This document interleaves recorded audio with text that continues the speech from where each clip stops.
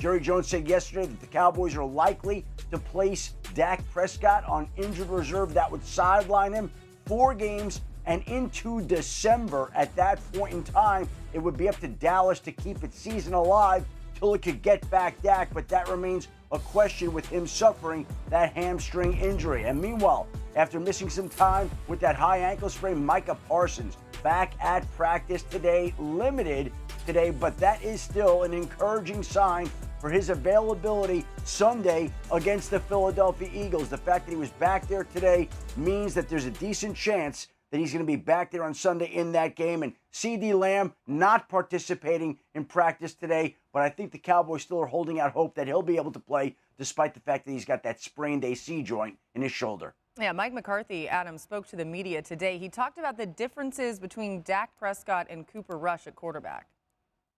I mean, they were different numbers.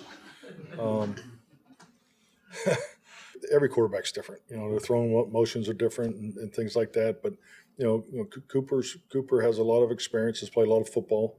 You know, he's been playing football since, you know, preschool. I mean, he's that type of guy, you know, that type of player. Dan, if the Cowboys have any hope of winning this game against the Eagles, what do they need to do? Stop the run on first down. I mean, that's really the difference with this Philadelphia Eagles football team post-bye is Kellen Moore has come and said, I want to break the record for how many runs I can call in early downs. And if the Cowboys have any chance, it's going to be okay. You got to slow down this first down run game. Look at the amount of yards per rush. They're top 6. Second when it comes to yards before contact. The amount of chunk runs, 10 or more yards, is an issue. So how are the Cowboys going to do that is the biggest question. We know that's been their Achilles heel this year. I mean, J-Mac, you know. I mean, how do teams really try to stop the run in early down? You got to commit more people to it. Right? So it's bodies.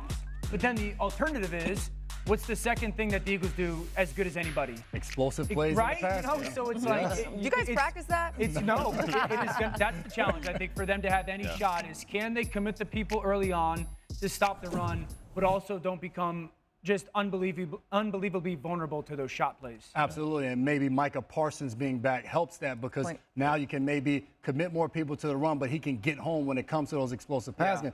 I look at offensively for the Cowboys, Rico Dowell, and the one thing the Eagles haven't been able to do since the bye week, they haven't let anyone run the ball on them. But the only way they have a chance with now Cooper Rush coming in as the quarterback, you got to be able to run the football. And I know they haven't done that all season long, but getting the ball and watching Rico against the Atlanta Falcons, being able to make plays, having some runs of 10 or more yards is the only thing I think gives them a chance because you keep the ball out of Philly's hands and you don't allow Saquon Barkley to wreck the game. And it makes it a little bit easier on Cooper Rush because he has won some games as a Cowboys starting quarterback. The only thing is when he was winning those games, they were only giving up 15 points a game. Right now, the Cowboys are giving up 35 in the last 3 losses. Great point. The Eagles are a hot football team. They've been playing really well since the bye, like you pointed out. And for the Dallas Cowboys, you have a different quarterback going in and starting in place of Dak Prescott.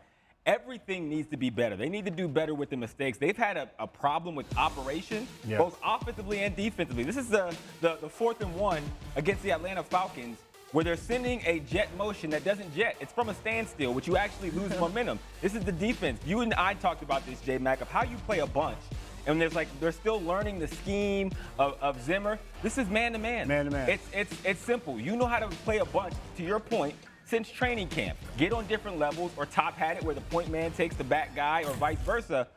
And when you look at the Dallas Cowboys, they've done really bad at that. Dan, you pointed out on a critical 3rd down, not enough guys on the field. Another 3rd down, too many men on the offensive side of the ball. For Cooper Rush to even have a chance, you have to make sure operationally you have tightened things up, cleaned things up, because as a team, it's everybody's responsibility to fill in the voids.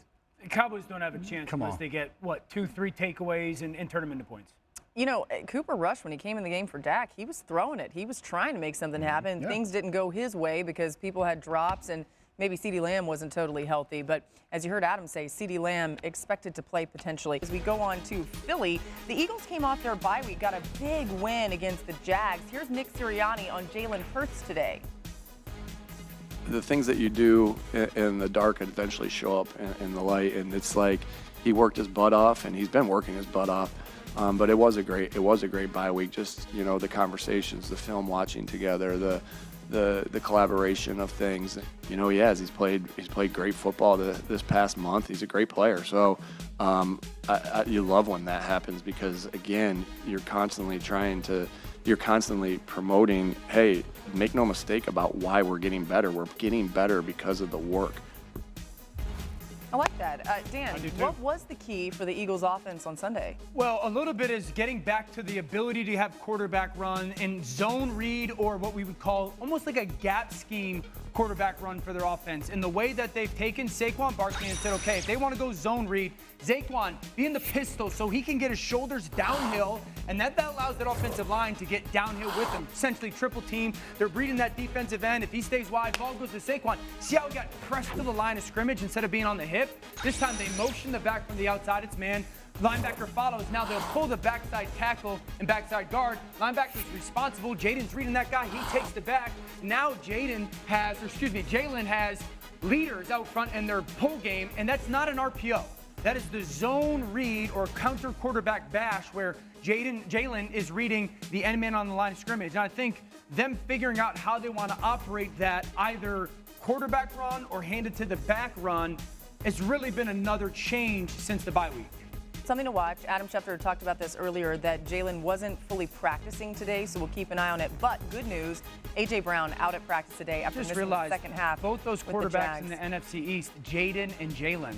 It's the first time you realize that? By the way, two very different names, so we got a D and an L, but we'll work on it, Dan. Go on NFL Live. Let's go elsewhere in that division. Here's Commanders head coach Dan Quinn on his newest addition, Marshawn Latimore. Yeah, I'd say you had me at hello. You know,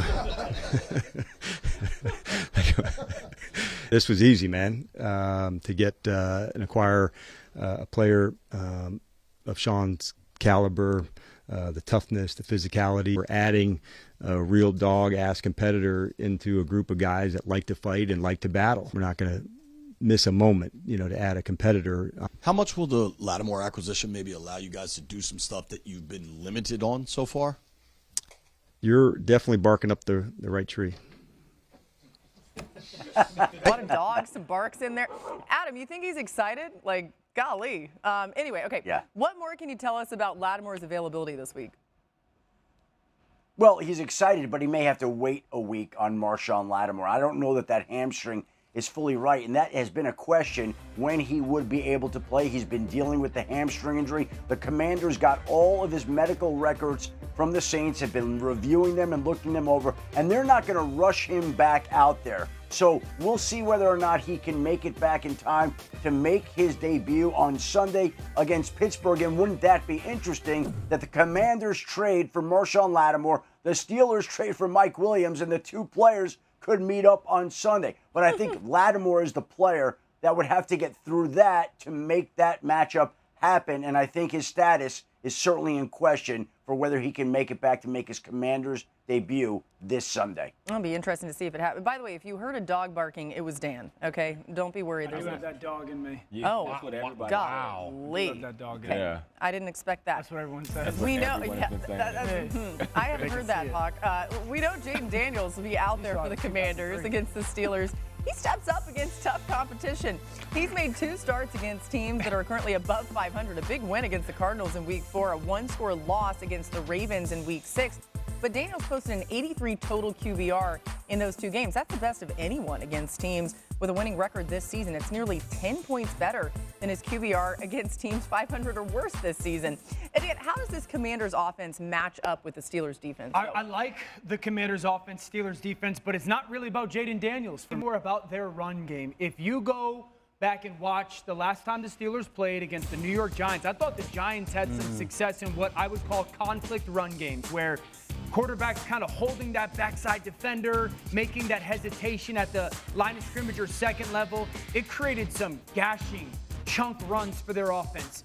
The thing is, the Commanders have that in their game, right? That 3-by-0 where they can put 3 receivers to one side, tight end backside. Jaden can kind of read that end-man on the line of scrimmage. I think the Steelers have to address that because that's really what the Giants had success with offensively. We love Jaden, the pass game. I really think the run game in Washington is something we don't talk enough about. On the other side, Hawk, the Steelers have a new playmaker in Mike Williams. How does he fit in this offense? I think he fits perfectly. Like when I look at receiving corps, there's like 4 elements that you always need. You need your kind of do-it-everything guy on every level. That's George Pickens, can go out there and win in a one-on-one. Then you need your short-handed guy. They have that in Van Jefferson. You need your gadget, your quick run-after-catch guy, Calvin Austin. The only thing they were missing was their deep threat. The guy that makes sure that each level of the field needs to be defended, and that is Mike Williams.